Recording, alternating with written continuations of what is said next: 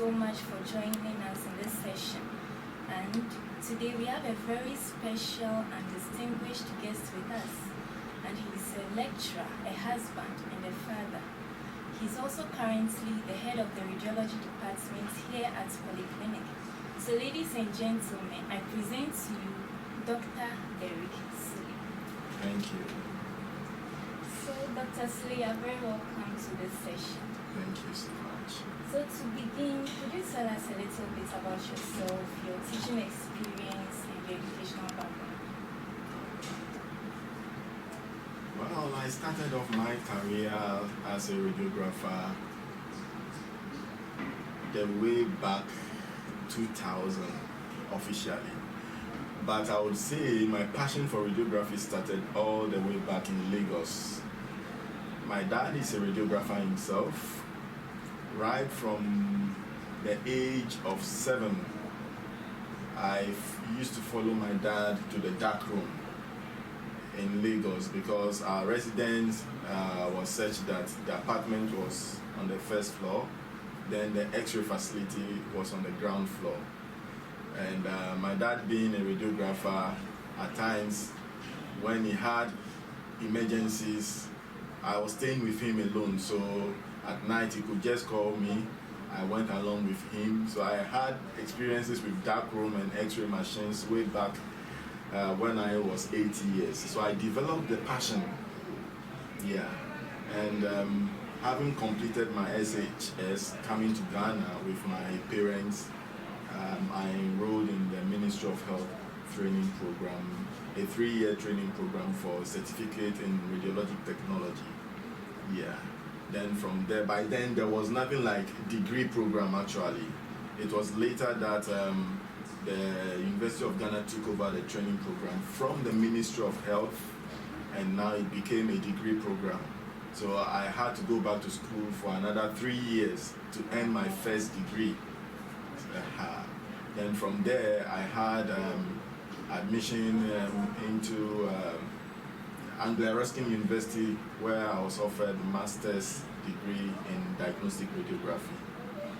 Then from there, University of Liverpool, where I also had a 5.5 years program for PhD, doctorate degree in higher education, precisely radiography education.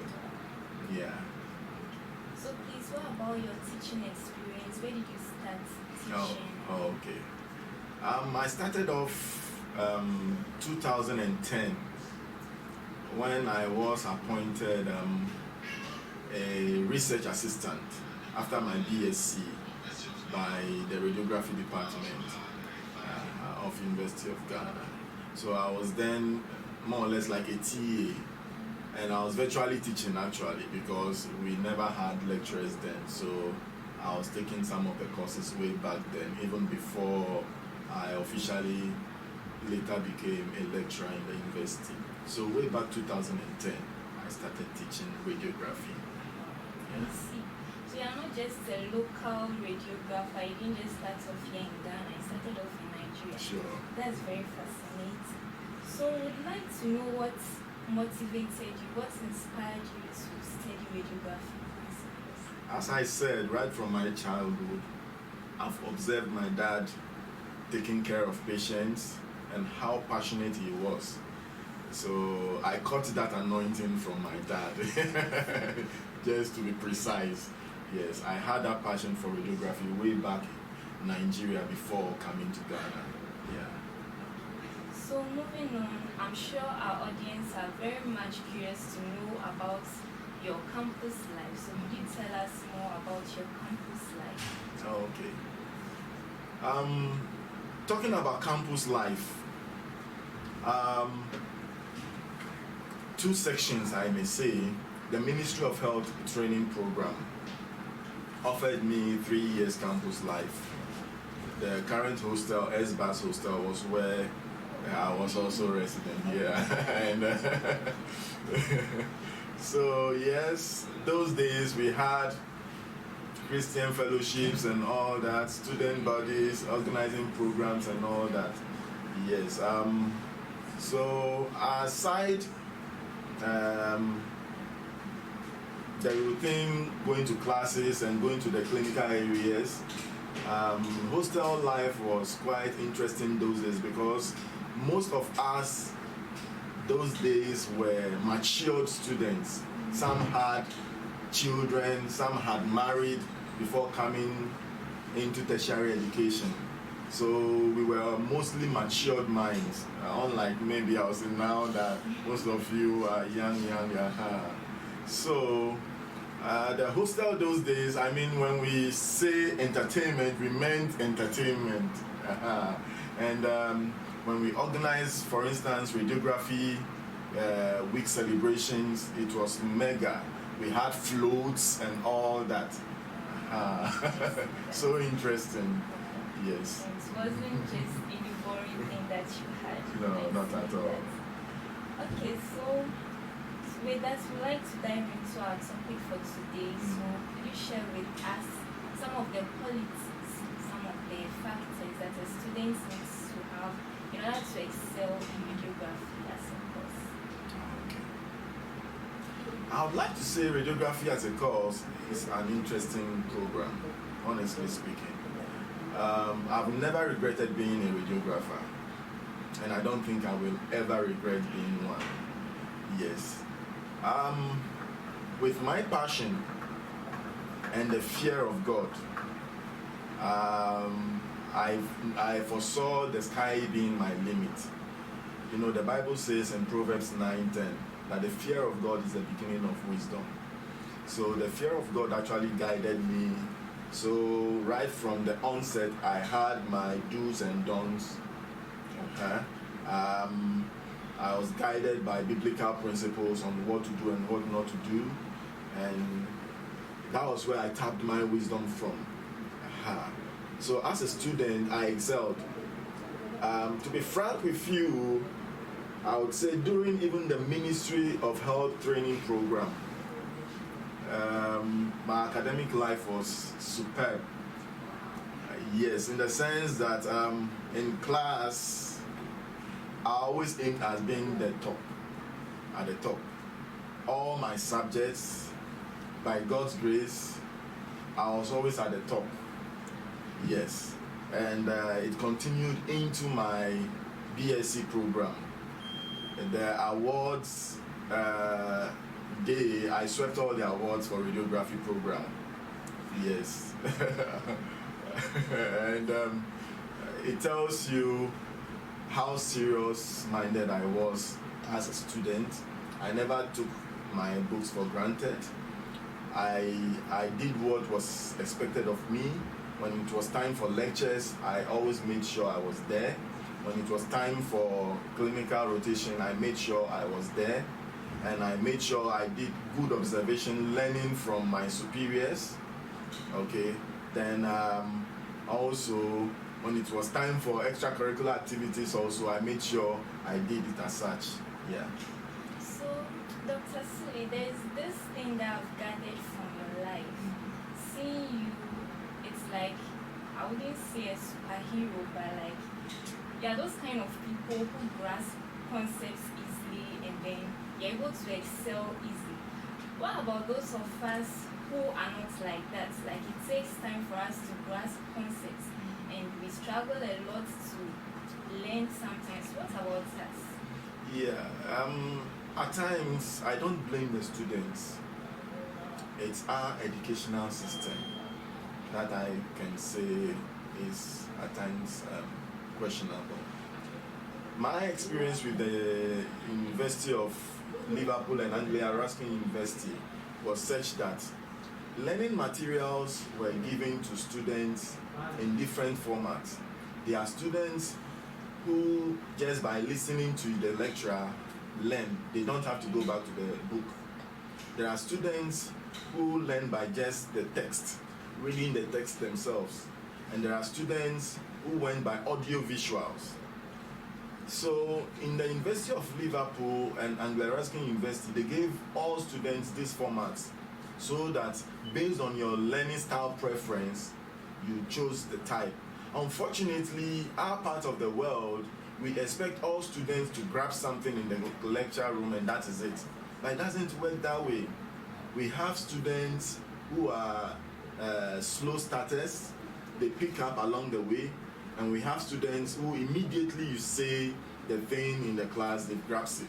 But unfortunately, we don't have room for such category of students. So I just pray in the near future we would, put into consideration the different learning style preferences of students and tailor in our learning materials to suit them as well.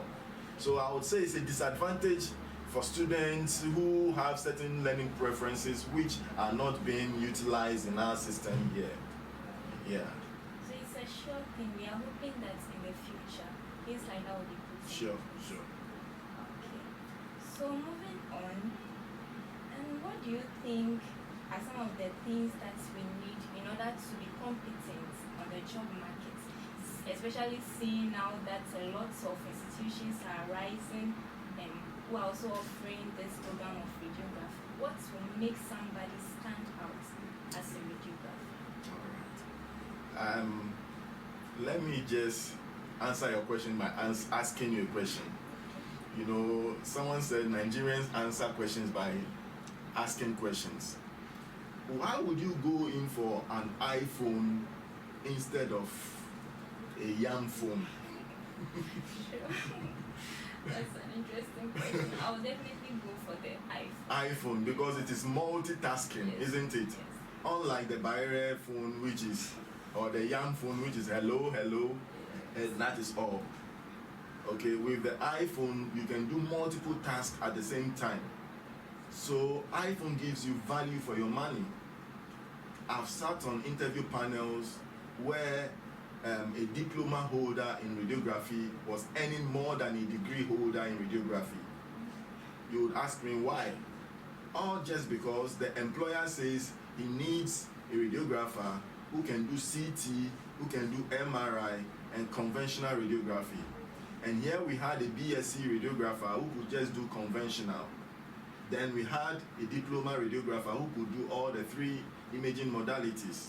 So at the end of the day, they were both engaged, but the diploma radiographer was earning more on the basis of the output. So I always tell my students, it's not just about going through the 4-year training program to earn your certificate as a BSc radiography student or radiographer. You must prove your worth by what you can do. And how do you gain that competence or skill? It's by hard work, dedicating yourself throughout the training period. What do you gain? If, for instance, you've been assigned to a clinical room, the machine is broken and you decide to sleep at the hostel, and the other colleague decides to use the same time to attach him or herself to a facility where there is clinical practice going on. Definitely the two would qualify, but one will be half-baked and the other fully baked. You understand me? Yes. So it's individual based. Yes. Okay, so with that being said, would you say that students who forfeit lectures for clinicals, and you are supposed to be in the lecture room, but then you move on, you rather go to the clinical area, are they justified in doing so? No, they are not justified. There is time for everything. The theoretical component of radiography as well as the practical or the clinical component, they go hand in hand. They must be integrated. Okay? A false balance in abomination, you know that. Yeah, so you must balance it. When it's time for you to be in your lecture room, be there. If it's time for you to be in the clinical area, be there. But the extra work comes in maybe when you are supposed to be at the hostel and yet you decide maybe to attach yourself to, let's say, an afternoon shift or a night shift just to gain more clinical competence. So to you, our viewers, I'm sure you are following this closely and you are taking a whole lot from this. Okay, so Dr. Sule, we are moving on, and I would like to know if there is anything that is being done, say in the secondary schools, to increase the awareness of radiography, because some people would think that when it comes to health sciences, it's only medicine and pharmacy. there anything that is being done to increase the awareness? Currently, I would say no, by the institution. Currently, no. Individually, yes. My church, I do organize this health education talk for the youth, educating them that it's not just about doctors and nurses or pharmacists. We have allied health professions also, which includes the lab, physiotherapy, dietetics, radiography, and others. So at the individual level, that is what I'm able to do. But when it comes to the institutional level, I quite remember some years back, we used to do that. I was part of the outreach team for SBAS. I, myself, Dr. Inim Sampon, and a few other people. I quite remember we even traveled to Kumasi, the Konfanochi, precisely Nana Otum for Educational Fair, where we had to educate people on SBAS courses, okay, allied health professions, yes. And also we were going to second cycle institutions. I quite remember we went to Cape Coast, we went to the Eastern region to, educate the SHS, the final year students, on career development and their career pathway. And then later a few of them actually never, before then, most of them never knew even about radiography. When you ask them, have you heard of radiography, they thought we were just photographers. So yes, you are right. If that is a concern, and I think it's high time the university went back to those things in terms of educational outreach to second cycle institutions. But I think the position of some of the institutions is also because now they feel there is high influx of students. Even without adverts, students are coming. So why go there to advertise? So is that the main reason why it stopped along the way? Officially, I don't know if that is the main reason. But based on my interpretation of the situation at hand, yes. Without advertisement, students are still coming in. We have 1,000 applicants, and yet we are expected to choose maximum of, let's say, 200 for the whole of the school. Why go out there to advertise again if you don't have enough room to accommodate them? So Dr. Sule, we know very well, it's common knowledge that radiations could be very harmful when you are not cautious. But then the problem is that there's this perception that radiography, it's dangerous, because when you venture into that field, let's say in the future you will not be able to have children, you become infertile. So I would like you to speak to people who fall into that category.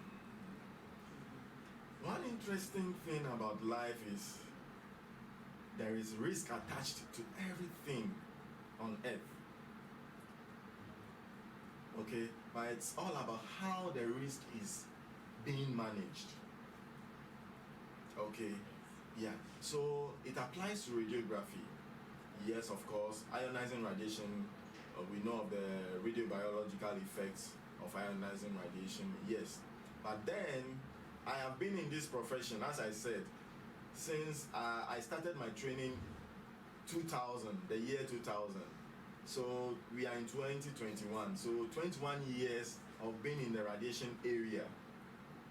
Yet I have 5 kids. Wow. So, and I'm yet to see any single radiographer who is barren. We even produce more. I know a few radiographers who have 3, 4 kids. So where comes from the infertility? You understand me? Yeah. So if you adhere to the principles guiding the use of radiation, I don't think you should have any problem. Okay? Make sure your TLD badges are on anytime you are going to the radiation area as a professional. Anytime you are about standing in the radiation area during an exposure, you make sure you protect yourself either by a lead skirt or a lead apron. You understand me? you keep your distance from the radiation source. Inverse square law. I mean, once you apply the principles, you are good to go. Yeah. I hope there is no correlation between radiographers and having kids, since it seems the radiographers are producing more kids. More. Yeah, so I think we are disproving that theory of ionizing radiation causing infertility. Yes. Rather, I'm saying it that the ionizing radiation is causing fertility for radiographers. So, Dr. Sule, where do you see the radiography profession in the next 10 years? The next 10 years, one, taking it from the angle of technological advancement. Now, I see in the next 10 years, radiographers being able to do a lot more of interventional radiography, looking at the level at which we are going, or the pace at which we are going in terms of qualifications and clinical expertise. Okay, I foresee more radiographers, okay, venturing into interventional radiography, where we don't just use radiography practice for just diagnostic purposes, but for therapeutic purposes as well. Okay, and currently in the country, there is this stereotyped ideology of radiographers. Maybe I would say it's just within a few government institutions. Radiographers not being allowed to do ultrasounds and all that. Those things will be of the past, things of the past the next 10 years. I mean, once a radiographer is able to prove his or her competence level, I don't see why he or she shouldn't, okay, do ultrasonography and other imaging modalities. Yeah, so in the next 10 years, one, I see radiographers with extended roles. I see radiographers with political appointments. I see radiographers in decision-making positions to influence decisions that affect health workers. Okay, in the past, I mean, our qualifications were just certificate, and you couldn't assume certain positions. But with the level of higher, postgraduate education most radiographers are now having, it will come to a time we can fit into those managerial positions as well and make decisions that would influence people positively. So Dr. Sule, we would like you to give some words of advice to our viewers and the entire radiography student population. To the radiography student population, I would encourage them to take life serious, do the right thing at the right time. Meaning, if it's time for them to go for lectures, they should make sure they are there. If it's time for them to be in the clinical areas, they should make sure they are there. And as I said, as you lay your bed, so shall you lie on it. So please, lay a good bed so that you will be able to lie on it properly and enjoy it. Life is all about being serious. Do the right thing at the right time, and with God's mercy and help, I'm sure you'll be up there. Yes. Dr. Sule, thank you so much for making time to join us. Thank you so much for your pieces of advice, and we will definitely put them into practice. Thank you so much. And to our cherished viewers, thank you so much too for making time to join us in this interview session. We are very grateful, and do not be only the hearers and the listeners, but try to put these words of advice into practice. And we'd also like to thank the entire Public Relations Committee of UGSSR. This interview session was their initiative as part of the 126th Roentgen's Week celebration. And please do well to subscribe to our channel. Yes, subscribe, like, comment. Thank you so much.